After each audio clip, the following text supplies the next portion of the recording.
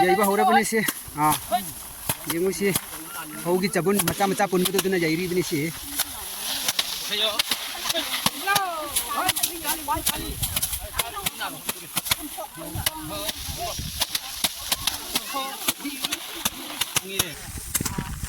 Yengu si. Hau jairi si. Matang oina.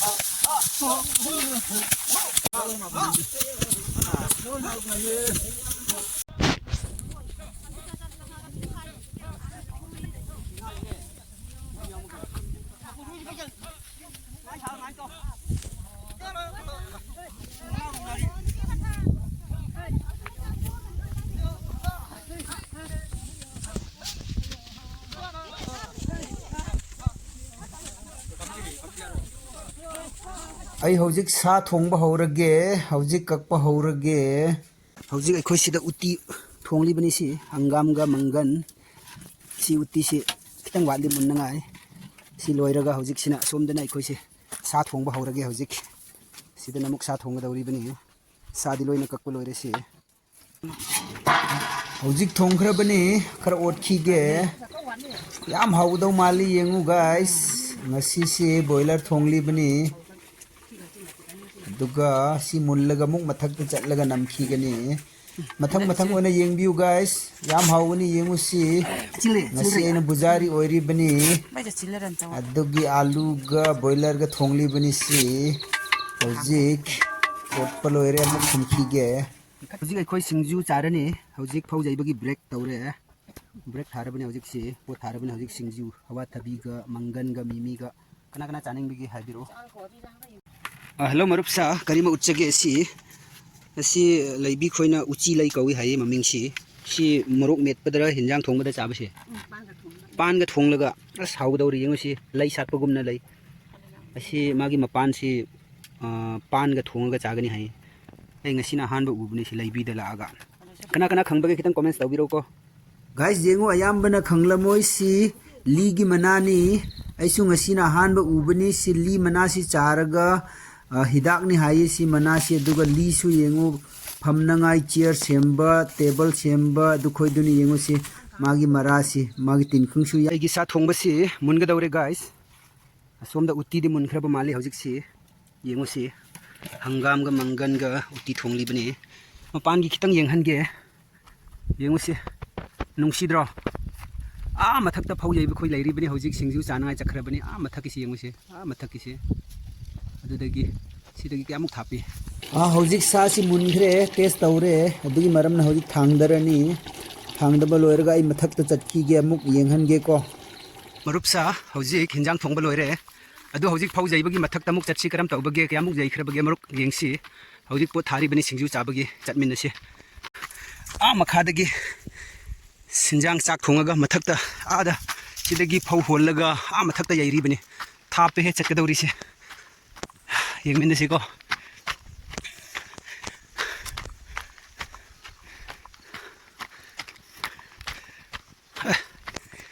ngami he kaya mo ngami angam ba ka ba si lore wangi he aduga sida phau khijang khawraga thamisi si mathang chahi gi damakta thambani hai mathang chahi muk phauling nangai thanangai adu arangani haware he ho ho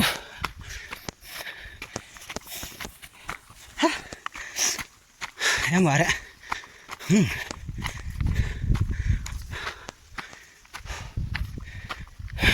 Y है अंगम काब से हौजिक खितंग pot थारे बनी सिंजू चारगा लै मयाम से सिंजू met पे हाउब्रो हाउई को त्यामुक लोइरगे फौसी मरग गेंसे हां ओ हां हिंजांग मुनहलगा लाखर बनी फजना ओट खाइरगा थाव थाव न थाव दुम थोकने दा साना हाउब्रो चाव खितंग चाव नै नमले ने फोटो से इंटरनेशनल खिलाड़ी ओरनी नोय अमरक चाव हाउब्रो नोय नसाई होनबदु आइना लोइना नमखरबनी जैबा मतम दसु नमखरबनी सोइद्रे फिल्म एक्ट्रेस की दमा कौरानी नोय मखैसी ओ सिदा हां इचे होइनु न मेटपसी करम तौबगे हाउब्रो होइदा गाय जेंबिउसी फौ जैबिसी खरा वाटलिबा माली को फौदी खरदी थोखरे हे बोरा कयामुक थोकलगिर को यांखैमुक निफुरा कुनला अस सिमा खैसी जैगे दौरिबनी गाय जेंगो ngasai आइसु जैबिदो कयामुक वाय हौजिक से जैखरबा मखैदु सोमदु लंथोकपनि येंगोसे सोमदसे जरु मखै सोमदा लंथोखरे हौजिक पोट थाबा लोयरगा मुक जैबा हौरनी हौजिक आइसु सा थोंबा लोयरबनिना थबक सुबा यावरगे मोने सिंजु जारिसि पोट थारिबनि वामनबगी चिंथक्तगी मखादगी पुथरागा सि मफमसिदा पुन्ना थमगा जैबनि से आइसु वारे चटपु खक्ता थबक सुद्रसु गाइस येंगुसि हौजिक सिंजु जारिबनि मयामसि लैबी विलेज तगी एखोगी बाइ खोगी लौ जैबा मतम दै खोइ लागा से पोट थारिबनि से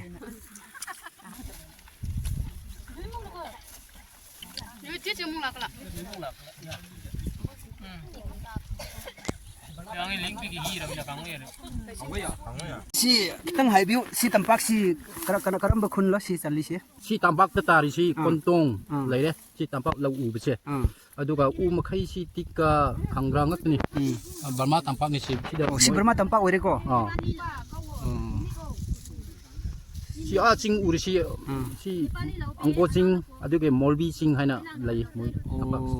helaga yam na khrene loina sigi ching ya makhong sida koi ki maklang haina turen choba ma lei turen choba ma lei maklang turen habti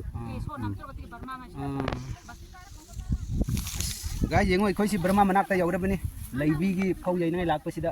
laibak yam phai he foreign country ma uba phangbusi Burma si foreign country amani gai yeng view phau jaiba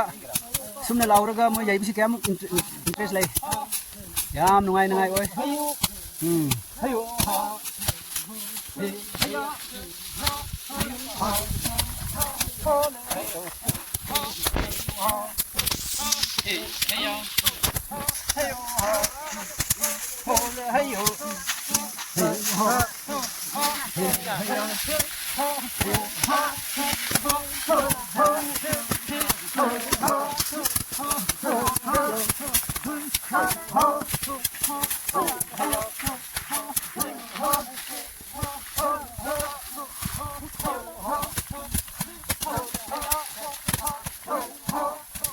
Hello friends, yang bada yam nungai tro phau jai bisi yengu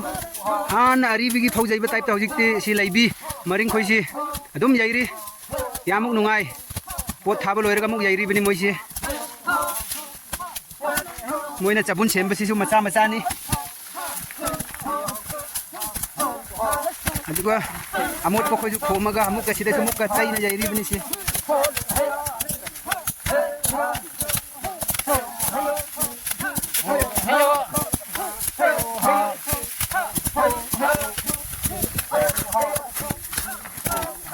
हौजिक फाउ लौब खोय मथक चटलीबनी हौजिक हल्लक्रे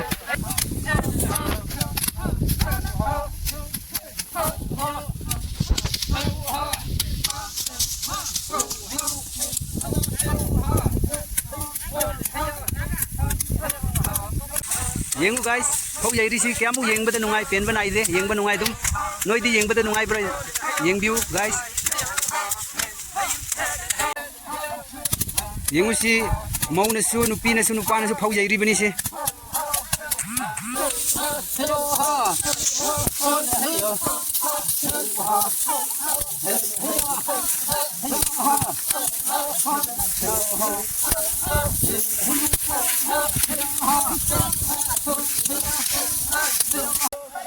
हौजिक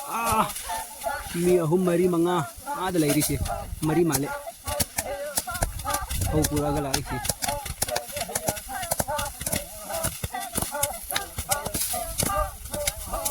you guys Moina फौ पुरकपगी मौसी यामुक याम यामना पुरगे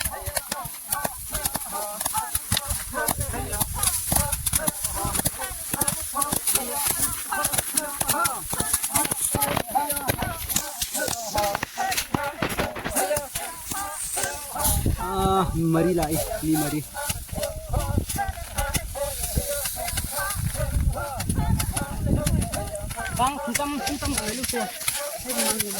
Kau lori bro,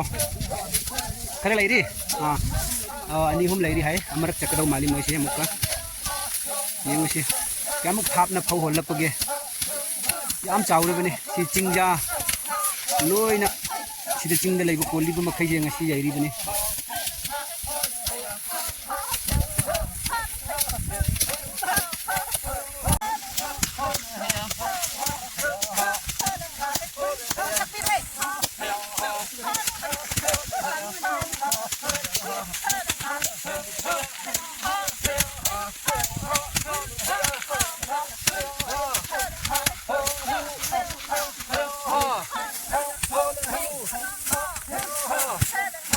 Yengu guys, haudik jaure moisi.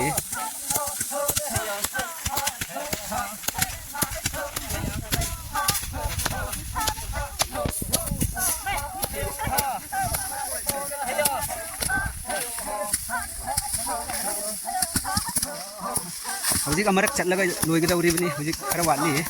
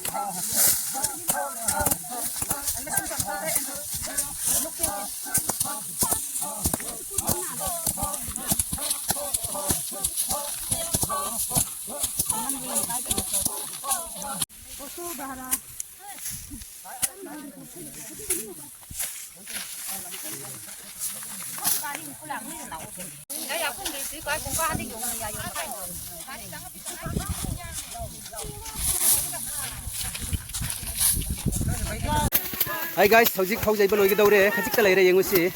hauzik loirani yam nungai ngasi phau jaiba yengu mathang mathang yenghan de